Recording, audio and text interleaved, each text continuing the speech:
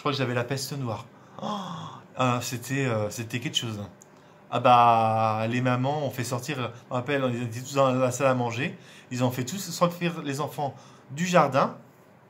Et la maman, à l'époque, elle me dit, bah écoute, moi c'est pas normal, hein.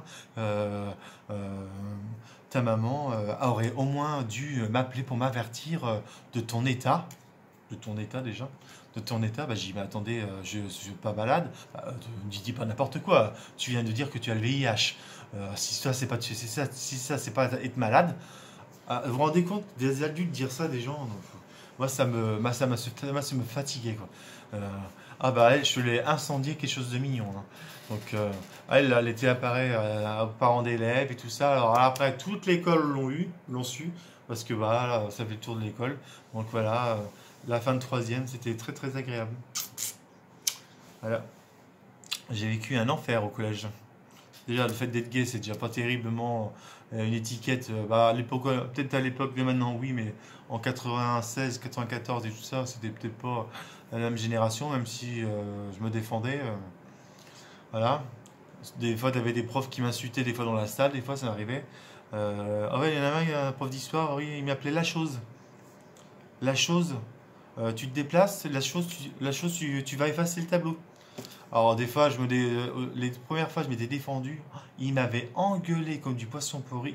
J'avais même reçu un avertissement de comportement. Je lui avais répondu. Bah, excuse-moi de m'insulter. Tu m'insultes, tu me traites de plus bas de terre. Et bah, aussi, bah, voilà, vive le cateau. Donc ouais, pas de bons souvenirs, hein, même de prof. Non, non, pas de prof, voilà. Ouais. Moi, une prof, même un souvenir d'une prof d'anecdote, ouais, comme ça. On était à deux de table, quoi, et elle vient me voir un jour, hein. C'était un mardi, elle vient me voir, elle me dit, bah, qu'est-ce que tu fais là, David? Tu vas pas chez ta chez ta psychiatre, normalement, tous les mardis, avec ta mère qui vient te chercher? Elle est pas venue aujourd'hui? Bah, déjà une, je vais pas chez ma psychiatre. Ah bon? Bah, on m'avait dit que t'étais homosexuel. Déjà, d'une prof de mathématiques.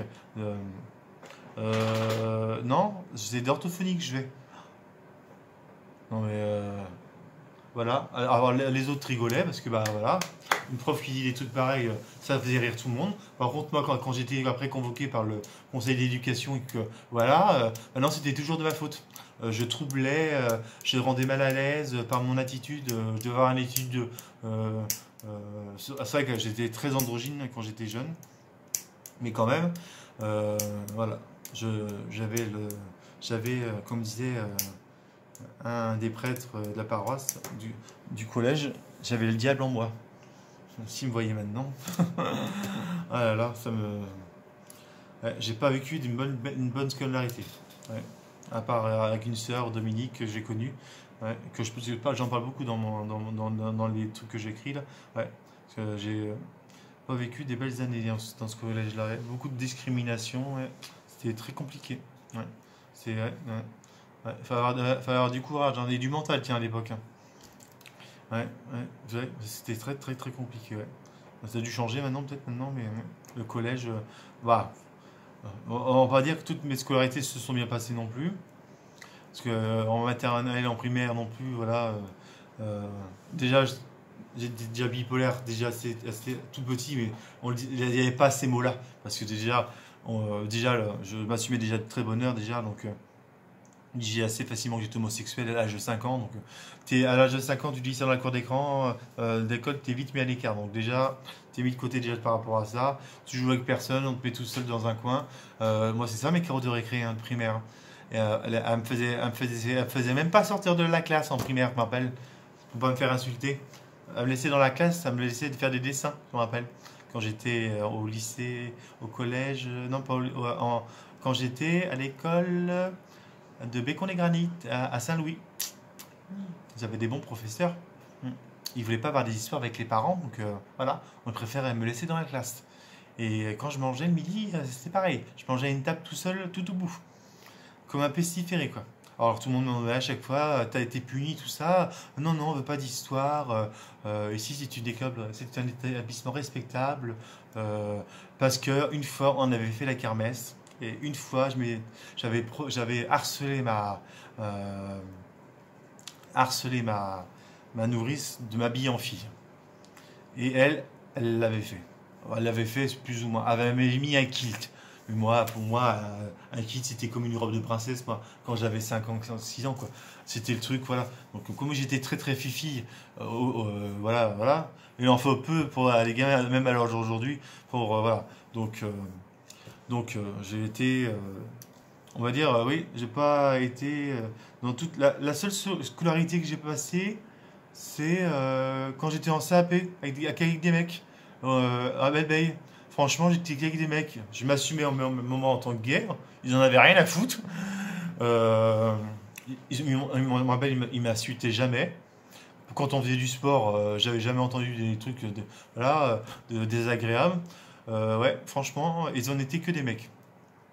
Primaire, maternelle, je n'ai pas de souvenir, mais primaire, les 2 primaires que j'ai fait dans 2 écoles différentes, c'était l'enfer, on m'insultait.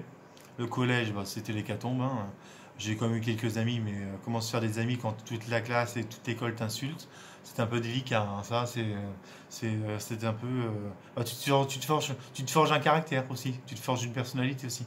Donc, euh, donc voilà. J'ai beaucoup parlé là, dis donc 40 minutes. Euh, ouais, bon, comme ça, je me suis un peu plus dévoilé à vous. Euh, mais euh, ouais, j'ai pas passé ouais, des bonnes scolarités. Nous aussi, le passé fait aussi ce qu'on est de nous aujourd'hui aussi des fois, hein, non, ça, euh, je me dis, j'aurais eu le mental des fois d'aujourd'hui, hier.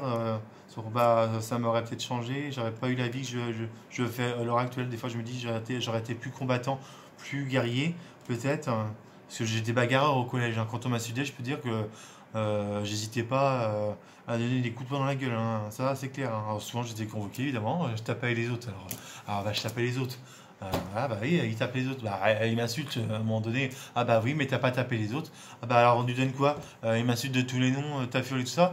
Des trucs à recopier. Oh bah oui, c'est sûr. Ça va vachement le changer, ça. Des bouts, moi j'avais envie de. j'avais, j'étais comme ça, moi, au collège. C'est pour ça qu'au collège, je me suis fait 2, 3 amis que j'ai gardés pendant très très longtemps. Des gens qui étaient différents eux aussi, qui rentraient pas dans les cases. On s'était fait même former un petit groupe à l'époque, je me rappelle. Maintenant, je les ai perdus de vue, ces amis-là, mais c'est vrai, une fille qui était très très très costaud. Et puis une indienne à l'époque, on était un trio là. Un trio, ouais. Et une autre fille, il y avait une autre fille aussi, pareil. On était 4. Non, pas 4 filles, mais on était 4 personnes comme ça, à se retrouver tous les midis. Je me rappelle, on s'attendait tous les midis et pour qu'on puisse manger ensemble. Et on se faisait bloc pour pas qu'on se revoie des coups de coude parce que dès qu'on nous voyait arriver, les gens ils passaient, ils nous donnaient des coups de coude. Ou ils enlevaient les plateaux et puis ils nous tapaient avec les plateaux dans les cuisines. Ouais. Et oui, bah, je pense que le harcèlement moral au collège, ça existait à mon époque, dans les années 80, et ça existe encore maintenant. Imagine avec les réseaux sociaux à l'heure d'aujourd'hui, ce qu'ils subissent, c'est inimaginable, quoi. Les taux de suicide chez les gays est énorme, quoi. Énorme, énorme, énorme, énorme. Quand t'as pas des parents pour parler de ça, ça doit être difficile. Donc, euh, donc voilà. Donc voilà. Voilà pour la parenthèse homosexuelle de ce soir. Et ouais, c'est vrai que je, j'ai jamais eu de, pour terminer la boucle sur le personnage du gay. Certainement qu'il y a des gens qui me critiqueront. Certainement qu'il y a des gens qui me disent ça le PD, la tafiole, voilà. Mais moi, je vis tellement bien au boulot, je ris tellement bien de moi, de ça, que ça me dérange pas de rigoler de ça de moi. Donc je pense que les gens, quand ils me voient arriver et qu'ils me connaissent pas, ils sont eux-mêmes peut-être homophobes, et qui viennent avec une personne qui me connaît et ils voient comment j'ai réagi. Et ben des fois, il y en a qui ont changé de personne, ils ont changé leur fusil d'épaule. Parce que franchement, t'auras toujours le connard ou la connasse qui restera avec ses idées de préhistoire, mais moi, ça m'a jamais dérangé. Je me suis entraîné longtemps, pendant un longtemps dans ma salle de sport avec un mec qui était homophobe. Euh, ça, c'est pour dire. Il me traitait, il m'a jamais insulté, Et pour lui, il avait la cinquantaine. Il comprenait pas ce que ça voulait dire. Il comprenait pas pourquoi. Voilà, mais il m'insultait pas. Et il m'entraînait comme un champion, quoi. Donc, euh, donc comme quoi on peut faire des bonnes rencontres quand même malgré les différences. Et moi, je trouve que le sport est là pour ça, justement.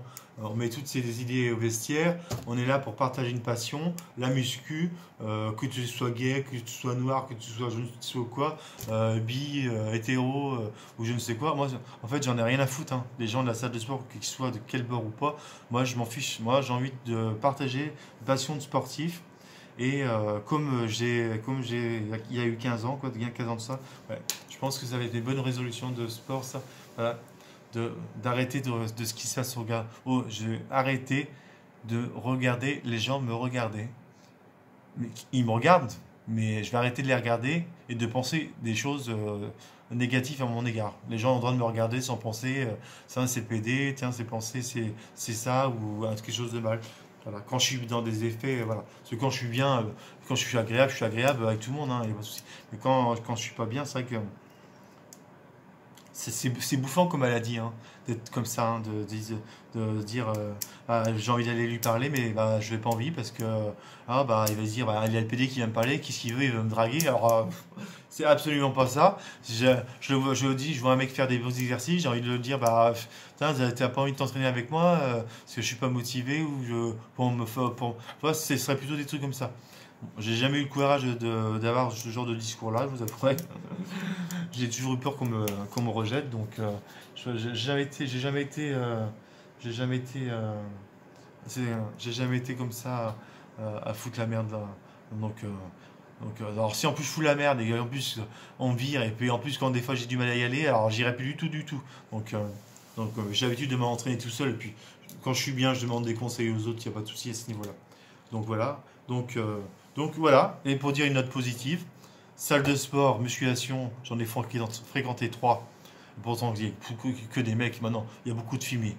Je me suis jamais fait insulter dans la première, jamais insulté dans la deuxième. Pas devant moi en tout cas. On m'a jamais insulté, on m'a jamais arraché une machine des mains pour me dire toi t'as plaidé, tu gâches, c'est pas ta place ici, ni dans le vestiaire, ni dans la troisième. Donc à un moment donné, puis si ça arrivait, je me laisserais pas faire, hein.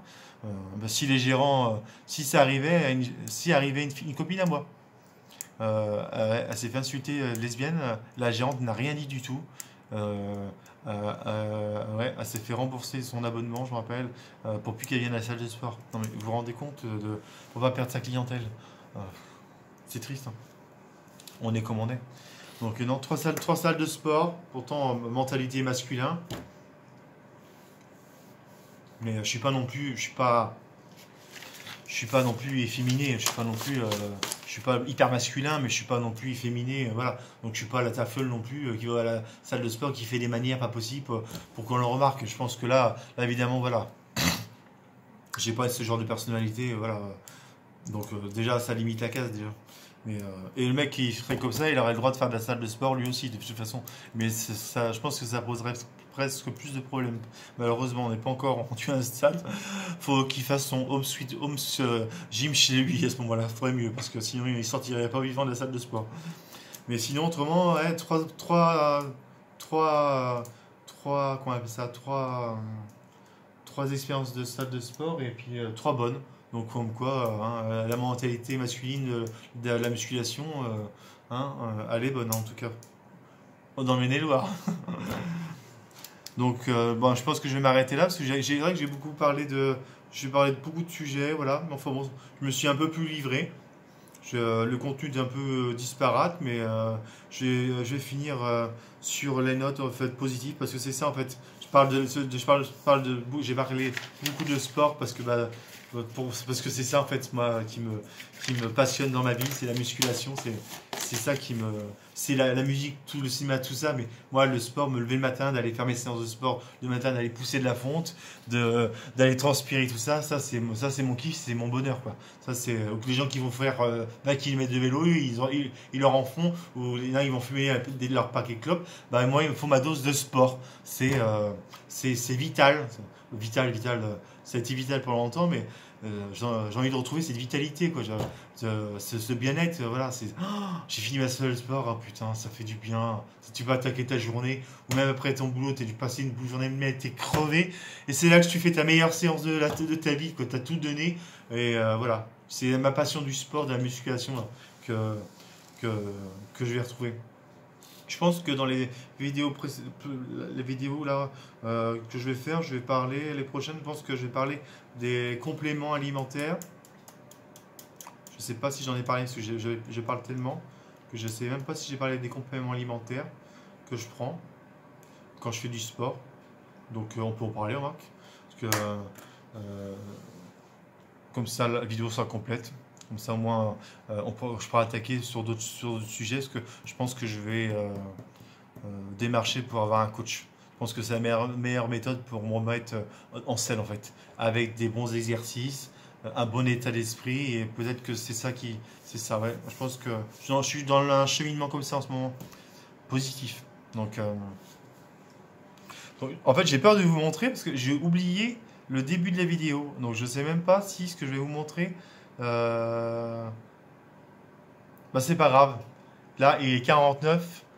Je vais vous montrer ce que je vais vous montrer. Si vous l'avez vu à 49 minutes, vous pouvez arrêter la vidéo. Comme ça, c'est F. La vidéo, elle est finie pour vous. Mais au moins, comme ça, voilà. Parce que je ne sais pas si je me rappelle plus. Bah, tu vois, le manque de sommeil. Je me rappelle plus si j'ai fait la préparation des produits.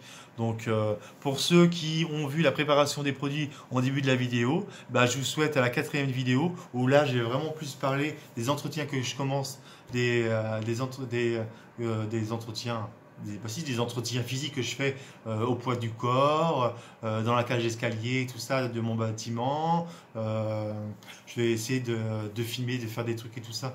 On va essayer de faire un truc rigolo et tout ça.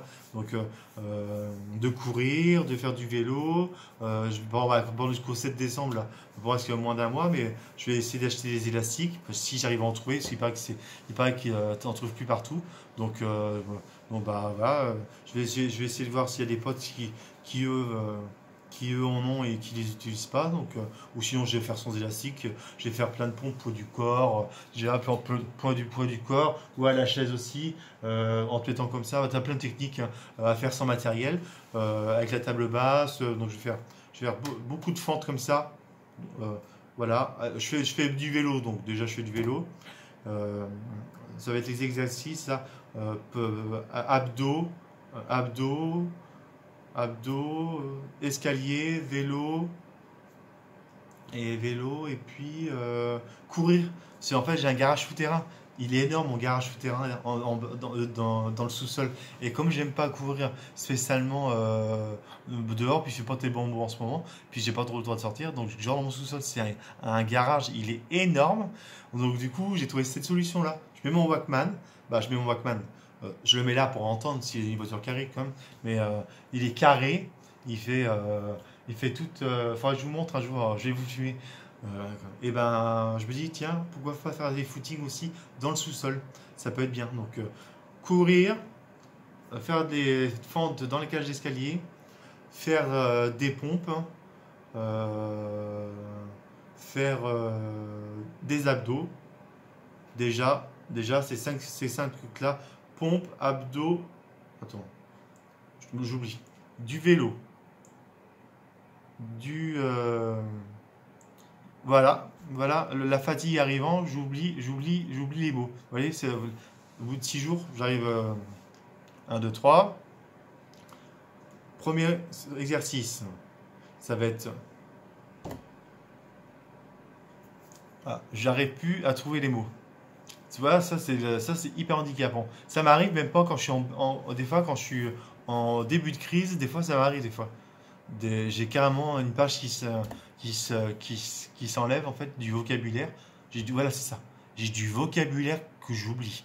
C'est énorme. Alors que j'arrive à le prononcer parfaitement. Et puis à un moment donné, je vais être là, je vais jamais arriver à sortir le mot.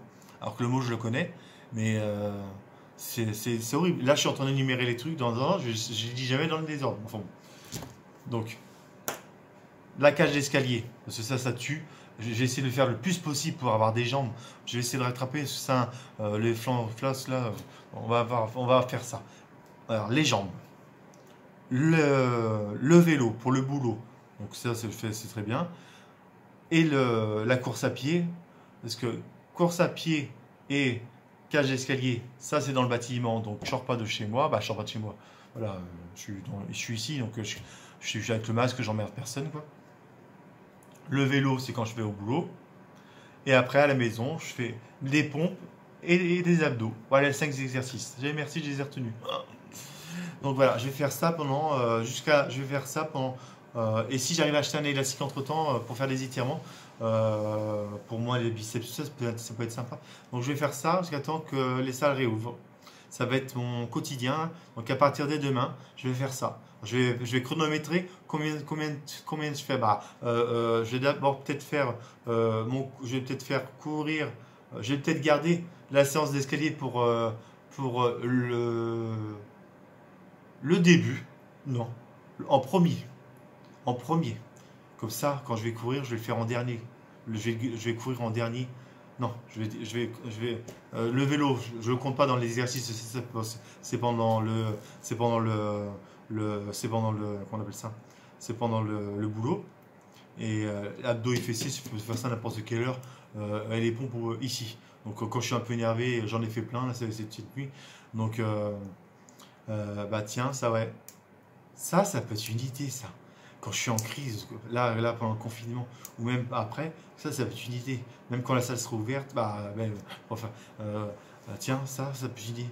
Me défouler en courant dans le sous-sol, en faisant un footing, et puis descendre les escaliers, les remonter comme ça sans arrêt. Ouais. Putain, ouais, ça c'est une bonne idée, ça. Ah, une illumination. Ouais, une idée positive, voilà, quand tout va mal, tu vois, moi de toute façon, je dis toujours, quand tu aimes le sport et qu'il y a quelque chose qui ne va pas, tu fais une activité physique, de toute façon, ça as toujours le moral qui revient. Donc, tu te souviens des points positifs. Le sport, l'activité physique que tu fais, ça peut être de la marche rapide, bon, je ne vais pas tout énumérer. Le sport, la musique, le cinéma, les DVD, Netflix, Amazon, quelque chose qui te plaît à toi et qui te permet de te rester, pas en vie, mais de rester clair, quoi. De rester clair. Parce que je sais que c'est pas facile. Ça, c'est clair. Ah, tu vois, j'ai plus d'hallucinations, ça, ils sont partis. J'en ai eu. C'est pour ça que la vidéo elle a duré 55 minutes. J'ai eu des hallucinations depuis 1 heure déjà. Donc c'est passé le manque de sommeil. Donc c'est un peu compliqué de faire la vidéo. Mais c'est bien de me voir aussi dans cet état-là parce que ça permet de voir ce que ça fait. En fait, je suis pas très à l'aise en fait. C'est depuis tout à l'heure que je vois des choses donc devant moi. Donc, mais c'est drôle, c'est pas grave. C'est pas grave, je vais aller au bout des choses et finir la vidéo. Et là, il est 56 minutes. Je ne ferai jamais autant de vues, mais c'est pas grave parce qu'elle dure trop longtemps. C'est pas grave, j'ai envie de finir la vidéo parce que je suis un battant et c'est pas les hallucinations qui sont devant moi qui vont m'arrêter. Alors là, si je commence comme ça, voilà. Donc, je vais me redire, hein, ceux qui veulent arrêter la vidéo ou qui veulent la voir parce qu'ils me voient aller au bout, voilà. Là, je vais aller au bout des choses. Ça, c'est clair et net. Donc, pendant le confinement, d'ailleurs, c'est des bouquins que je peux conseiller à acheter. Je vais faire très vite. Je vais parler très vite, comme ça, je vais réduire la vidéo à 1h05, un truc comme ça. Moi, je suis un athlète sur Internet, c'est Rudy Koya. J'aime beaucoup ce qu'il dégage sur ses vidéos, sur ses bouquins. Je ne les ai pas achetés. Il a fait des bouquins. Parce que moi, j'écoutais beaucoup ses podcasts et les vidéos aussi. Il a fait, à la fin, il faisait que des podcasts, que en son. Et moi, j'aimais bien aussi la vidéo. Donc pendant des années, je le côtoyais comme ça à mon quotidien. Pendant que je mangeais, j'écoutais Rudy Koya et Julien Vénesson ou d'autres invités qui invitaient pour me motiver. Et ça, je peux dire que ça m'a motivé des années. Donc voilà. Donc pendant le confinement là, ou même des fois pendant un moment, je vais acheter son livre. Il y a le livre de la force là qui va sortir là prochainement. Donc et je vais acheter le premier parce que je l'ai pas lu. Alors j'adore les livres. Ça va pas me déranger parce que ça, ils vont dire, bah, t'as des trucs sur les secrets. C'est pas grave, parce que t'as toujours des astuces, des trucs de d'autres. Puis moi, j'adore lire les trucs sur le sport, donc surtout la discipline que j'adore. Donc voilà, ça me dérange pas du tout. Donc ça, c'est de Christophe Bonnefond et de William Jensen. C'est sur les secrets de la sèche. Tout savoir sur la sèche de la perte de poids, je le conseille, c'est un bon ouvrage. Donc voilà. J'ai lu ce livre-là, pas en entier, pas par la partie fille.